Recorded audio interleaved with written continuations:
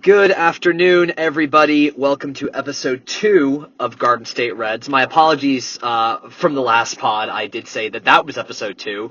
I had thought that Greg had done a pod for the West Ham game. He had not, so clearly I need to communicate better with him. So sorry about that. But yes, this is episode 2, post-match of the Everton game.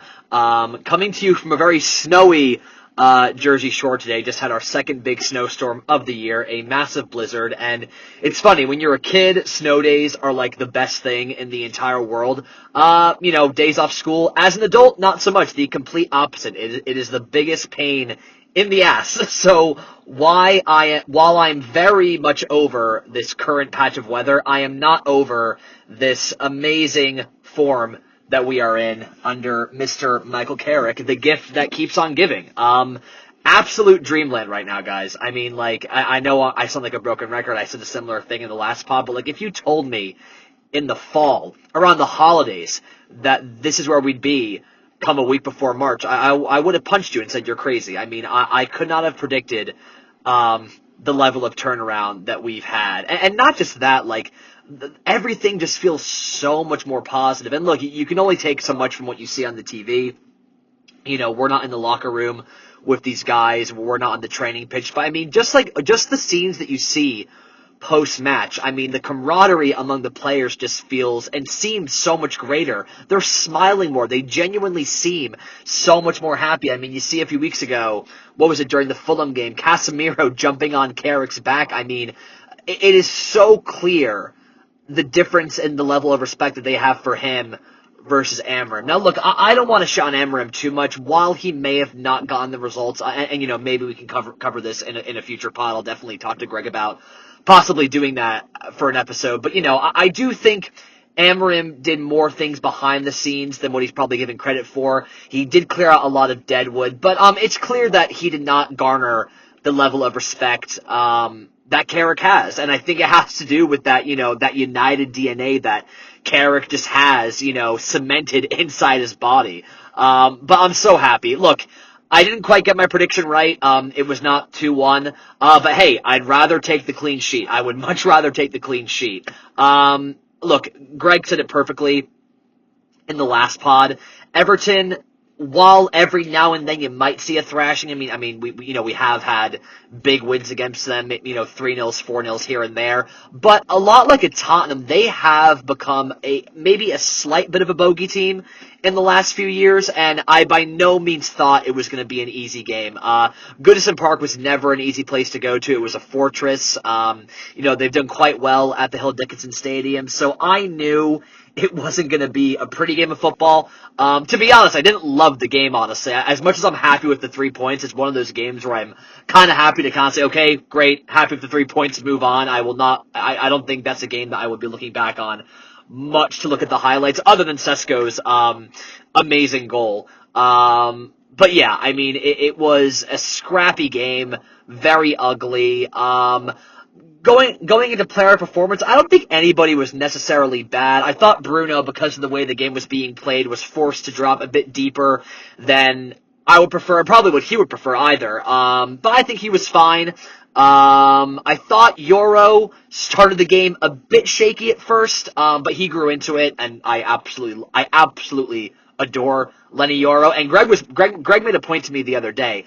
I don't know what he is eating in the Carrington canteen or what he's doing in the gym, but my boy, keep it up, because, not that there haven't been great lanky center backs in the Premier League in past years, but I want my center back to have some meat on his bones. That kid is a twig, so I am more than happy with him putting on a little bit more muscle. Not too much, but I am definitely happy to see that he is getting some clear gains in the gym. But I thought he grew into the game and played pretty well. I thought Delo was actually really good today. And Diogo Delo is, one of those players who rightfully gets a lot of stick, because he can be off the mark a lot, especially in the last year or so. And he's one of those weird players where, when you see Delo in interviews, he is just so assured of himself and mature and speaks with such elegance. And he really speaks, he almost speaks like a Manchester United captain, but more often than not, his performances kind of go against what you see in interviews. But I don't know what Carrick's doing with him. But please keep it up, because I think he has been much better under Michael Carrick's care, and I thought today was his best performance, in my opinion, since Carrick came in. So good on Diogo Dalot. I thought the front three were spread a bit wide for a lot of the game. Not much impact in the first half, but I mean, that link up between Cunha, I mean, the vision from Cunha, which we have seen on more than one occasion this year, absolutely, what a beautiful ball to Mbeumo. I mean, that front three, look, you can argue how well Ineos has done. Obviously Jim Ratcliffe is in some hot water right now for some of the remarks he's made about immigration in the UK. You can make a lot of arguments on whether or not they've done a good job, but one thing you cannot argue is Ineos' recruitment. I mean, this front three now, we're not even into March yet. There's still 2.5 months, 3 months basically, of the season left, and the front three of Sesko, Mbeumo, and Cunha has combined for, let's see, I'm terrible at math, but Cunha's got, 6 goals? Plus, that's 15. So they've come, and then what does Sesko have? 7? We have a team, our front three is combined for 22 goals, and we're not even, if I told you that a few months ago, again, you'd call me crazy. The front three has been absolutely unbelievable. And to think that Sesko isn't even the finished product yet, and the thing I love about that kid is he just seems unfazed by the pressure. I mean, I know I said it the other day. I know I said it in the last pod. I would be upset if Carrick didn't start Sesko.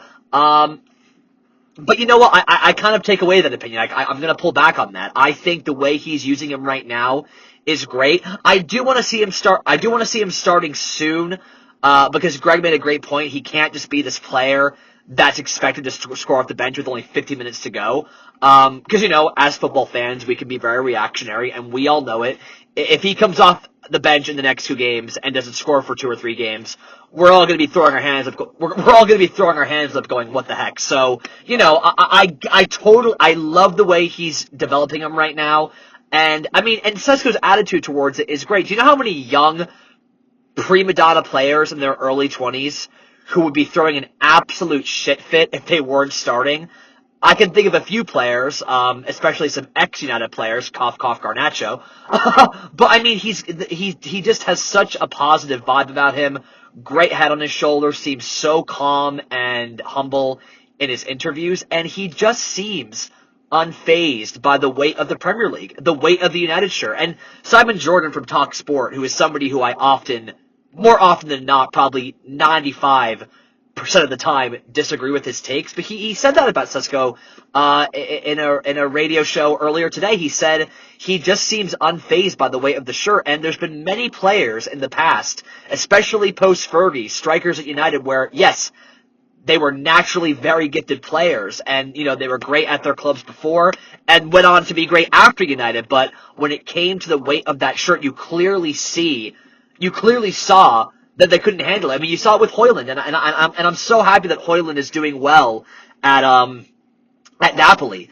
But you could tell that the weight of that United shirt was too much for him, and Sesko just seems unfazed by it. And just to think that he still hasn't reached his full potential yet, the fact that he's still developing. All I can say is nurture that kid, treat him right, because I think we have a future Premier League legend on our hands. And I know that's a wild take, but I mean, he is just what you want in a number 9. I mean, the power, the strength. I mean, his run the other day, his run to get to that ball, I had no idea he had that pace on him, by the way. I had no idea he could run that fast. I saw a stat earlier, and I really need to start writing these things down before I do these pods, but he reached, a top speed of, I don't even know what it was, but, I think it was, maybe the fastest. I don't know if it was, the fastest he'd ever run, or, one of the, or it might have been, one of the top, oh my god, let me try to string the sentence together without having a stroke.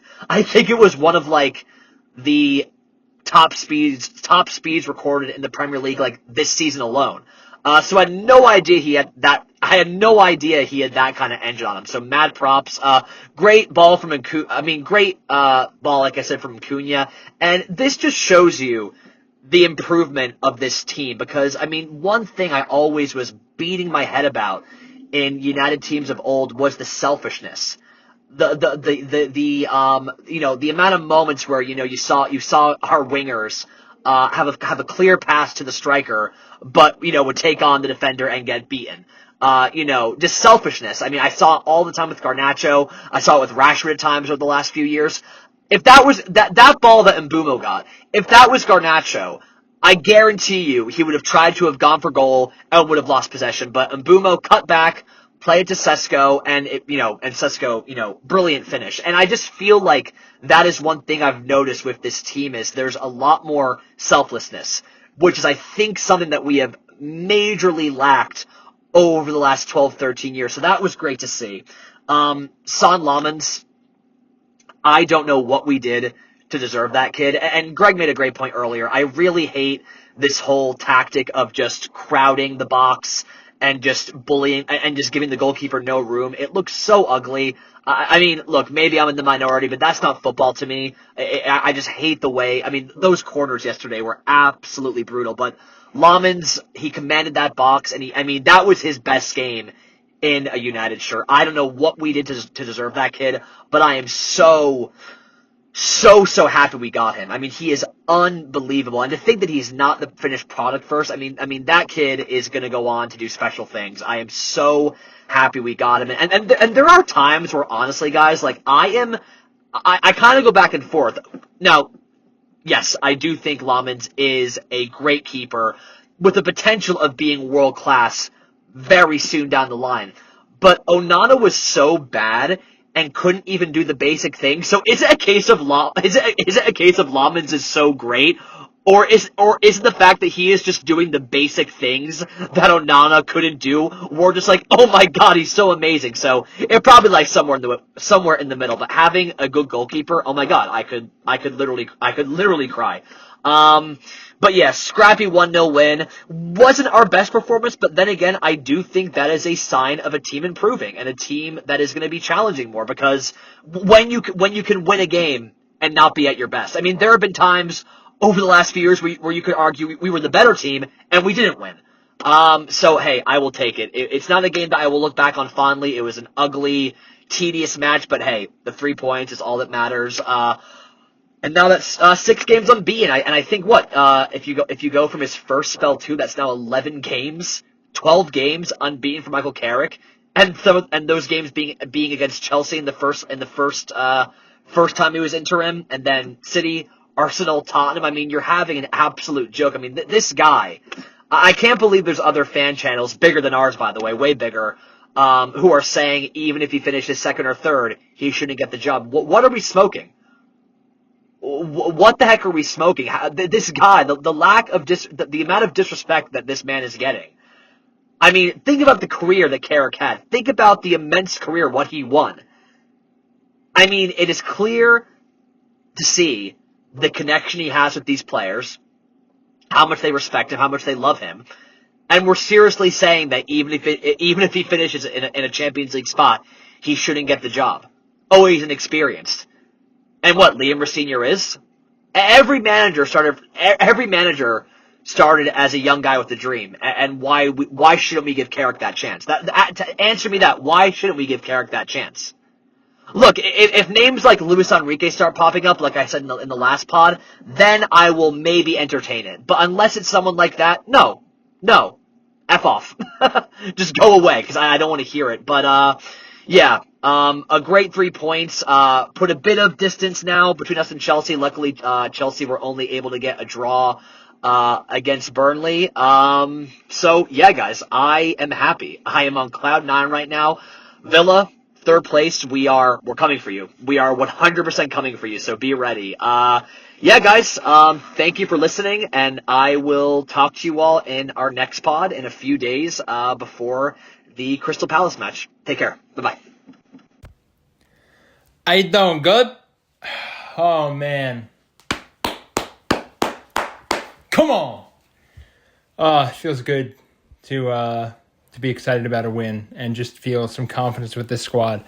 There's a couple things I wanted to get into for my portion. Not much different from Maddie's. I'm just going to give my kind of reaction. It's a couple hours after the win, and I just have to say, my whole spiel about Lammens kind of not being in the headlines and him not getting a bunch of attention, and that's a good thing, disregard it. I was wrong. I'm going to eat my words. I'll put my hand up like a man and say I was incorrect. I love seeing all the things coming out about Senna Lammens, how he was the best signing of the summer, and how he is just having confidence in net, and he's standing between the posts. And I saw a little stat popped up, and it was 0 corners to United and 10 to Everton, and he was just in there getting bodied, but he didn't seem to care. Like, he seemed to be enjoying himself plenty. And, man, it was just so cool to see a keeper on our squad who's out there, and he's just like, hell yeah, this is my net. Ain't no one's getting in here, and I don't care. But yeah, I just want to say props to Senna. That was an amazing performance. And honestly, I think the funny part is people are going to find holes in that, and the anti-United media spin is going to be the United defense broke down. Lenny Yoro's too slow. Delo allows too many balls through behind him. And it's going to be like Senna's under too much pressure and Lammens can't keep up. Like, he just had a good game, but he won't stay like that, blah, blah, blah. I don't give a damn. He had an amazing match. I think we held together strong. With, honestly, that crowd was pretty loud, I have to say. I was pretty impressed with Everton. You can still hear the United chants out there for sure, with the faithfuls who always travel. But, oh my gosh, like that was like a confidence-building certified W, if I've seen one. And that was a game that I think for myself, in terms of Carrick, before I get into kind of the highlight of what I wanted to say, which was more so directed at like the signings, I guess. Carrick, seeing a game where he isn't necessarily in control the entire time, where he's on his back heels, he has the crowd against him, and in an environment that seemed to potentially bring some threat, which what I thought was going to be the Spurs game, but they're just, oh my gosh, they're terrible this year. But seeing him put the squad out a certain way and making that switch for Yaro after Lissandro's injury and making the bold switch for Sesko, not making it at 85, 88, 87 when Amram would have. He made the switch early on. I think it was, a tad after 60? I don't have the numbers in front of me, but I think it was right after 60 or so. An instant change in Šeško. They changed their depth of their line. They pulled up a little bit. And as soon as that ball broke out after their corner, that creation from Maguire to Shaw, Cunha, and that ball, oh my gosh. Like, this is a team that's actually flowing. But, oh man, just being able to see Carrick in an environment where he needed to truly be tested and him deliver, that just felt so good. And then in the pressers, again, he has the perfect response where he's not, glazing himself, glazing his tactics, going over and saying we should have done this, that, and the third. He was like, we have things we can take away from this. We have things we did well on. I'm proud of the keeper. I'm proud of the defense. And we were able to slot away a goal. Simple. Move on. And that's something that I feel like in terms of, I don't want to get off track here, but I feel like in terms of United managers post-Fergie, we've had so many different personalities. And with Moyes, seeing him on the sidelines literally makes me laugh just because he is something else. Having a Jose Mourinho or a Ralph Rangnick or Ten Hag or an Amram, they're all so different and have their little weird quirks. I feel like Carrick just has this, not like... He kind of has a John Wick-esque to him. You know what I mean? He has the little fitted T-shirt. He's got the slacks, some nice boots. He's got that sport coat. Shaves kind of not. He's not a clean beard or perfectionist, little raggy hair. He doesn't care. He's literally just this is my fit. Yeah, I'm going to wear it to every single match. I don't care if it's a cup final, cup match, Saturday match, Monday night, doesn't matter. He's like, this is my fit. This is how I'm going to show up. This is how I'm going to speak in pressers. And he has this calm aura to him that's just reassuring, but not in the way that Ten Hag was, where Ten Hag was more so oh man, how do you articulate it? It's he was calm. And even when he got scared, it was just as if he wasn't really breathing, but it was like he was trying to be calm rather than like naturally being calm. Where he would like be asked about training, he'd be like, it's very good. Good. Yep, good. And you're just like, bro, be honest. This guy's hurt. This guy's not. These tactics worked. These didn't. And we're going to improve with X, Y, Z. And that's what Carrick's doing. I think people are complaining about player power and, having like fear in letting the players, have the 1 o'clock rule supposedly that they don't train after 1 o'clock or, just certain things that they think that people are saying online that are like he's being too loose with in terms of the players. But honestly, I mean, it's working. We're undefeated in 2026 and I believe, correct? I think so. And yeah, I'm just like, I'm happy to see confidence and let alone having it from a United legend like him. Like, it's just so fun to watch. And that's what I'm kind of just trying to emphasize is that like myself as a United fan, how crappy it felt in the September-October period this season after, especially, seeing the summer that like a Liverpool or like an Arsenal had. I was like, we had a really good summer, but like, I don't know. I mean, they had an incredible summer. And then just seeing how the season's flipped on its head, I'm so happy. I'm so happy with Carrick. And, yesterday was just another thing that put the nail in the coffin where I was like, I feel good about this and I'm happy to feel good about it. But yeah, speaking about the summer, man, that link up, that Cunha ball is something that Scholes would have been so proud of. Like, oh my gosh, there's not even much to say here, but that play and just the confidence. And I think now finally having a use case that the manager can see and be like, okay, that is what link up play can look like. That's not going to happen every single time. Obviously not. Beautiful pass from Cunha, great chop by Mbumo, and then total calmness by Šeško. Like, that's not going to happen every game.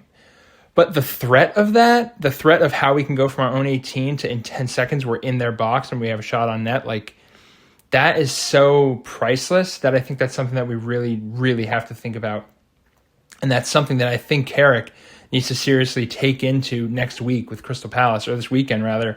And he needs to be like, all right, this is an option that I need to take seriously. And I love Ahmad, trust me. I love Ahmad, love Mainu, like I love the youngins, and like the the United boys and whatnot. But I think this is something that solidified Šeško his spot. Seeing that like veteran composure just slot that ball home, and it was just so sweet for him to just not hammer the ball into the back of net, but he just calmly passed it into the net. I think there's a quote. It was either by totally opposite people, but both United. It was either Berbatov or it was Sir Matt Busby, or maybe it was Fergie. I can't remember. Someone can look it up. But it was basically the goal is not to create a goal is not to hammer it into the back of the net, but it's to aim for a point in the net and pass it into the net. And I was like, that's literally what Šeško did. He saw his point and he was like, I'm hitting that bottom right corner, and just slotted it home. But yeah, I'm so excited for the Palace game. I'm really excited for the Newcastle match. I think that'll be a good matchup, like an exciting game. A little bit nervous, but I'm feeling good. I'm confident for Crystal Palace. And yeah, I'm hype after the win. I cannot complain. I really cannot. That was exactly what I wanted to see out of the boys. So we'll catch you guys for the Crystal Palace preview. Let's go.